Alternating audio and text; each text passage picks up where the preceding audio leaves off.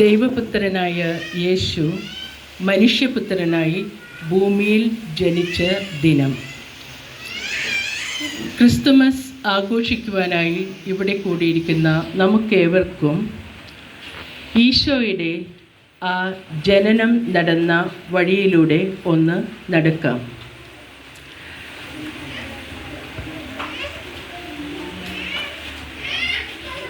നസ്രത്തിൽ ദാവീദിൻ്റെ കുടുംബത്തിൽപ്പെട്ട ജോസഫ് എന്ന പുരുഷനുമായി വിവാഹം നിശ്ചയിക്കപ്പെട്ടിരുന്ന കന്യകയായിരുന്ന മറിയം ഒരു നാൾ മറിയത്തിൻ്റെ അടുത്തേക്ക്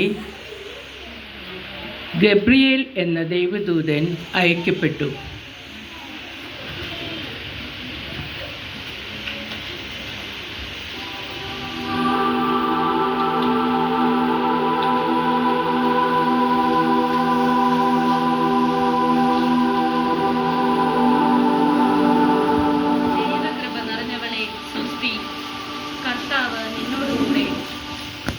മറിയമേ, ഭയപ്പെടേണ്ട.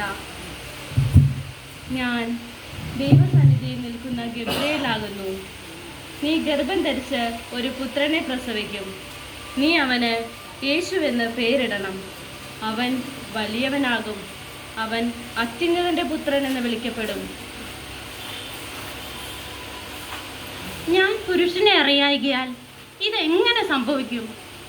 പരിശുദ്ധാത്മാവ് നിന്റെ മേൽ വരും. അത്യുന്നതൻ്റെ ശക്തി നിന്നിൽ ആവസിക്കും.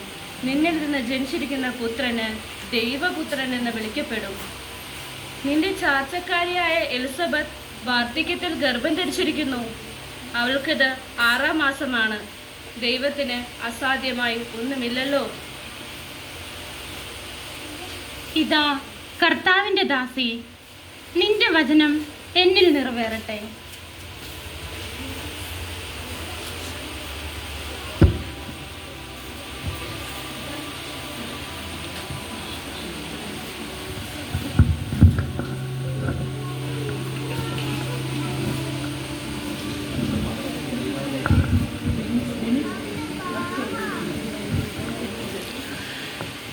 ദൈവദൂതൻ്റെ വചനം കേട്ട മറിയം തൻ്റെ ഇളയമ്മയായ എലിസബത്തിനെ സന്ദർശിച്ചു.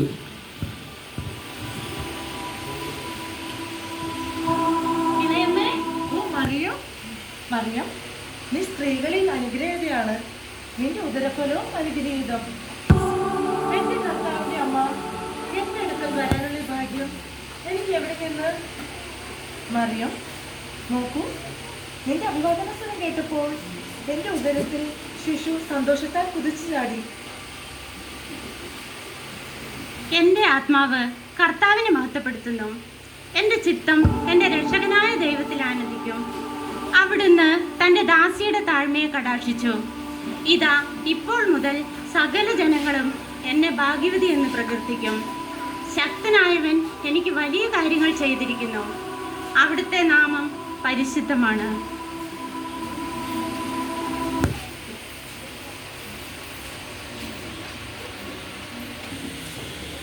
താൻ വിവാഹം കഴിക്കാൻ പോകുന്ന സ്ത്രീ ഗർഭിണിയാണെന്നറിഞ്ഞ ജോസഫ് അതീവ ദുഃഖിതനും അസ്വസ്ഥനുമായിരുന്നു.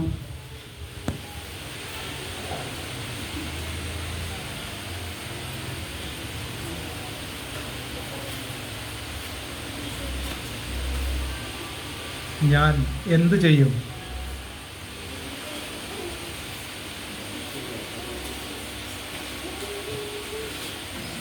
മറിയത്തെ ഞാൻ രഹസ്യമായി ഉപേക്ഷിക്കും. അതെ, അതുതന്നെ ചെയ്യും.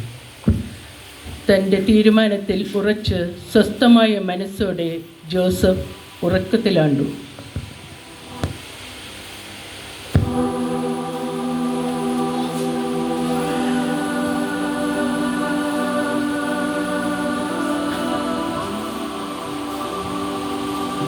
ദാവീദിന്റെ പുത്രനായ ജോസഫ് മറിയത്തെ ഭാര്യയായി സ്വീകരിക്കാൻ ശങ്കിക്കേണ്ട.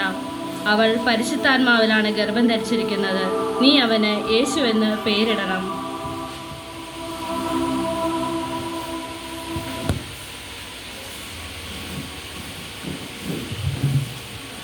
എന്ത്?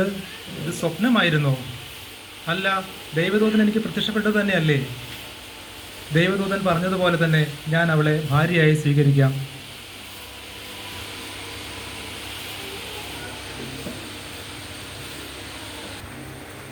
അങ്ങനെ ജോസഫും മറിയവും വിവാഹിതരായി. അക്കാലത്ത് ലോകമെമ്പാടുമുള്ള ജനങ്ങൾ തങ്ങളുടെ പേര് കൊടുക്കണമെന്ന് അഗസ്റ്റസ് സീസർ കൽപ്പന പുറപ്പെടുവിച്ചു. അതനുസരിച്ച് ദാവീദിൻ്റെ ഗോത്രത്തിൽപ്പെട്ട ജോസഫ് തൻ്റെ സ്വന്തം നാടായ ബത്ലഹേമിലേക്ക് ഗർഭിണിയായ മറിയത്തെയും കൂട്ടി പുറപ്പെട്ടു. ബത്ലഹേമിലെത്തിയ മറിയത്തിന് പ്രസവ സമയം അടുത്തിരുന്നു.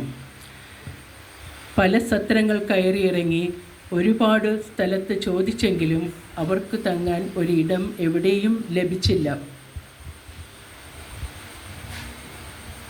അവസാനം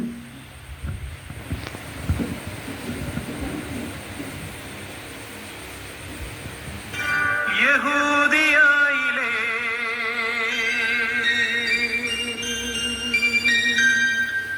ഒരു ഗ്രാമത്തിൽ